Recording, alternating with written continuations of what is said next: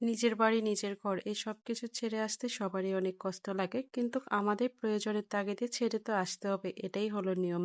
এবার হঠাৎ করে বাড়িতে যাওয়া, তো বাড়ির দিনগুলো বেশ ভালোই কাটলো। দেখতে, দেখতে কিভাবে যে ৫ টা দিন চলে গেল নিজেও বুঝতে পারলাম না। ৫ দিন ছুটি শেষ, তারপরে তো আবার নিজের কর্মক্ষেত্রে চলেই আসা লাগবে। নিজের সব আপন মানুষজনকে ছেড়ে আবার সেই ইটপাথরের শহরের উদ্দেশ্যে রওনা দিয়ে দিলাম। আসলে এটা ভাবতে অনেক বেশি কষ্ট লাগে। নিজের বাড়ি রেখে কতটা দূরে পড়ে থাকি। নিজের আপনজন বলতে ঠিক কেউ এখানে থাকে না। তারপরেও মাঝে, মাঝে মন চায় নিজের বাড়িতেই বসে থাকি। কিন্তু সেটা তো কখনোই সম্ভব না। নমস্কার সবাইকে, আশা করি সবাই ভালো আছেন আর একটা নতুন ভিডিওতে স্বাগত জানাচ্ছি। এই ভিডিওটা করা ছিল আমরা যেদিন বাড়ি থেকে চলে আসবো সেই দিনের। তো আমরা যেহেতু আমাদের ভোলা থেকে আসার সময় লঞ্চে করেই আসা লাগে, এই জন্য ভাবলাম যে সকালবেলায় রওনা দিয়ে দিই, তাহলে দুপুরে আমরা ঢাকা যেয়ে পৌঁছতে পারবো, রাত্রটা বাসায় রেস্ট করে পরদিন সকাল থেকে আবার নিজের কর্মক্ষেত্রে যেতে পারবো। আমাদের বাড়ি থেকে লঞ্চ ঘাটটা বেশ অনেকটাই দূরে, তো আমরা ৬টার সময় বাড়ি থেকে বেরিয়ে পড়লাম। এখানে আস্তে আস্তে প্রায় পৌনে ৭টার মতো বেজে গেল। আমাদের মতো আরো অনেক লোকই ছুটি শেষ করে নিজের দেশ ছেড়ে নিজের বাড়ি ছেড়ে চলে আসতেছে। এই জায়গাটায় আসলে অনেক বেশি নিজের বাড়ির কথা মনে পড়ে। তো যাই হোক, এই তো আমরা এখন ইলিশা নদী বন্দরে ওইখানে চলে আসলাম, যে খেয়া ঘাটটা আছে। তো এই ঘাটটা কম বেশি আপনারা সবাই চিনেন যারা ভোলা থেকে এসে থাকেন। সকালবেলায় এখান থেকে লঞ্চটা ছাড়ে। আমাদের লঞ্চটা ছিল সকাল ৮টায়। এখানে এসে ১ম এ আমরা সবকিছু নিয়ে বাইরেই দাঁড়াইছিলাম যে আগে টিকেটটা কাটা হোক, কোন লঞ্চে যাব। তো লঞ্চে আমার একটা জিনিস অনেক বেশি ভালো লাগে যে সবাই সবার নিজের পরিবার-পরিজন নিয়ে একদম বিছানা পাটি, খাবার-দাবার সবকিছু নিয়ে চলে আসে। এখানে বসেই একসাথে খাওয়া-দাওয়া, গল্প করা করতে, করতেই আবার নিজের সবকিছুকে ছেড়ে আবার নিজের কর্মক্ষেত্রে চলে আসে। তো এই তো আমরা আমাদের লঞ্চে উঠে পড়লাম। এটা এখনো ছাড়লো না। তো সবকিছু রেখে আমরা সকালবেলা যেহেতু খুব ভোরে বেরোলাম, এজন্য একটু নাস্তা করার জন্য নিচে আসলাম। মা বাসা থেকে খাবার-দাবার রেডি করে নিয়ে আসছিল। তারপরে এত সকালবেলা তো আর ভাত খাওয়া যাবে না। এইজন্য ভাবলাম যে একটু পরোটা বা অন্য যেটা পাওয়া যায় সেটা একটু খেয়ে নিই। তো আমরা ৪ জনে আজকে এখানে খাবো। ওই দিনটা যেহেতু একাদশীর দিন ছিল, আমরা যদিও ছিলাম না। মা একাদশী ছিল, এইজন্য মা আর নামে নাই। সে তার জন্য ফল আর জল এগুলো নিয়ে আসছিল। তো আমরা এখানে এখন গরম, গরম পরোটা সাথে ভাজি দিয়ে খেয়ে তারপর লঞ্চের উদ্দেশ্যে আবার চলে যাব।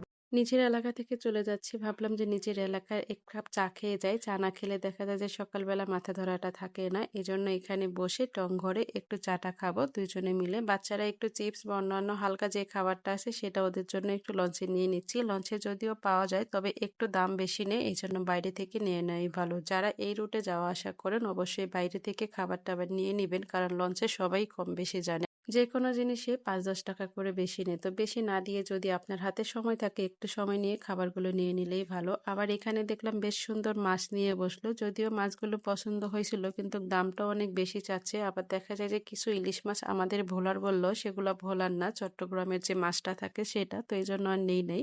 আবার দেখা যায় লঞ্চে মাছ রাখতে একটু ঝামেলা হয়। অনেক সময় ফ্রিজে না রাখতে পারলে মাছটা নষ্ট হয়ে যায়। এইজন্য তারপরেই তো লঞ্চে বসে বললাম আর দেখলাম যে লঞ্চটা ছেড়ে দিচ্ছে আর একটু, একটু করে নিজের দেশ নিজের এলাকা থেকে অনেকটা দূরে চলে যাচ্ছি। এটা ভাবতে অনেক বেশি কষ্ট লাগতেছে। আবার কবে আসবো এখানে জানা নেই। আবার যাদেরকে রেখে যাচ্ছি তাদের সাথে এসে দেখাও হবে কিনা সেটাও জানা নেই। তারপরেও সবাই যেন ভালো থাকে, আমরাও যেন ভালোভাবে ওইখানে যেয়ে আমাদের দিনগুলো কাটাতে পারি সে আশা নিয়ে আবার নিজের ইটপাথরের শহরের উদ্দেশ্যেই রওনা দিলাম। যদিও এখনো আমি আমার নিজের এলাকাটাকে দেখতে পাচ্ছি, দেখতে, দেখতে একটু, একটু করে সামনের দিকে এগোচ্ছি। আমাদের এখান থেকে লঞ্চটা ৮:৩০ ছাড়লো। ওটা ঢাকায় পৌঁছতে, পৌঁছতে ৩টার মতো বাজবে। তারপর সেখান থেকে বাসায় যাওয়া। তো এই গরমের দিনে দিনের বেলা আসার একটাই চেষ্টা করার কারণ হলো যে রাত্রেটা বাসায় থাকতে পারবো। আর যেহেতু এখন ঝড় বৃষ্টির সময়, রাত্রেবেলা যদি লঞ্চে থাকি বা বৃষ্টি শুরু হয়, বাচ্চা-কাচ্চা নিয়ে অনেক ঝামেলা, এজন্যই আসা। আস্তে, আস্তে এই যে নদীতে এদেরকে মাছ ধরতে দেখে অনেকটা বেশি অবাক লাগে। কত ছোট, ছোট বাচ্চা নিয়ে এরা নদীতে কতটা কষ্ট করে। আমরা আমাদের বাচ্চার জন্য ঠিক যেভাবে কষ্ট করি ঠিক এভাবে তারাও একইভাবে কষ্ট করে। কারণ জীবন জীবিকার তাগিদে সবাইকেই সবকিছু করা লাগে, বা নিজের যেটা পেশা সেটা তো অবশ্যই করা লাগবে। এটাই হলো বাস্তবতা। লঞ্চটা কিছু দূর আসার পরে কালীগঞ্জে এখানে আবার ঘাট ধরলো। ওইখান থেকেও কিছু লোক উঠলো। তারা তাদের নিজেদের সিট অনুযায়ী বসতেছে। আসলে সবাই মনে হয় কয়েক ঘন্টার জন্য নিজের একদম পরিবারের মতো হয়ে এখানে বসে খাওয়া-দাওয়া করে বা গল্পগুজব করেই তারপরে সবাই চলে যায়। লঞ্চ জার্নি হয়তোবা যারা না করছেন তাদের কাছে হয়তোবা জানা নেই বা ভয়ও লাগতে পারে যে এটা মানে নদীর মাঝখান বা এত জলের মধ্যে দিয়ে আসে, এটা একটা অন্যরকম ব্যাপার। তবে আমরা যারা মানে নদীর কাছেই থাকি বা জলের মাঝখানেই বড় হইছি, আমাদের কাছে এটা তেমন একটা ভয়ের ব্যাপার না। এই দেখেন এখানে যারা আবার নিচে সিট পায় নাই বা কোনো কিছু বিছিয়ে বসানোর মতো জায়গা ছিল না, তারা আবার কেবিন বা সিটের সামনে যেই ফাঁকা জায়গা ছিল সেখানেই বসে পড়লো। কি করবে, কয়েক ঘন্টার ব্যাপার, কষ্ট করে হলো তো যেতেই হবে। তারপর এখানে দেখলাম যে এসে মা ওদেরকে খাওয়ানোর জন্য প্লেট নিয়ে বসলো।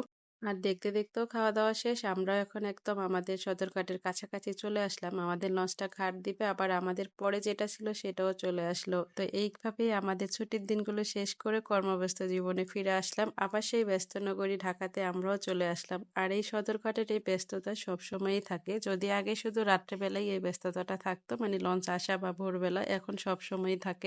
যারা কখনো লঞ্চ জার্নি করেন নাই, তারা একবার হলো এভাবে লঞ্চ জার্নি করে দেখতে পারেন। আশা করব আপনাদের কাছেও ভালো লাগবে। আর এখানে আসলে একটা জিনিস চোখে পড়ে, এই যে যারা মালামাল টানা হেঁচড়া করে, তারা জীবনের মানে ভয়ভীতিকে সব কিছুকে দূরে ফেলে একটা লঞ্চ যখন আসে, কয়েকটা টাকার জন্য কতটা সাহস নিয়ে তারা মানে লাফিয়ে তারপর লঞ্চে ওঠে, এটা দেখলে অনেকটা অবাক লাগে বা আমাদের কাছে ভয় লাগে।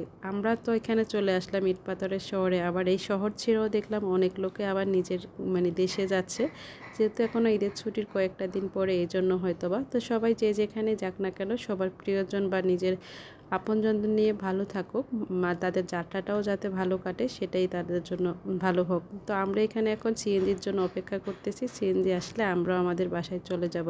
আজকের মতো এখানেই বিদায় নিলাম। দেখা হবে অন্য কোনো দিন নতুন একটা ভিডিওতে। ততক্ষণ সবাই ভালো থাকবেন।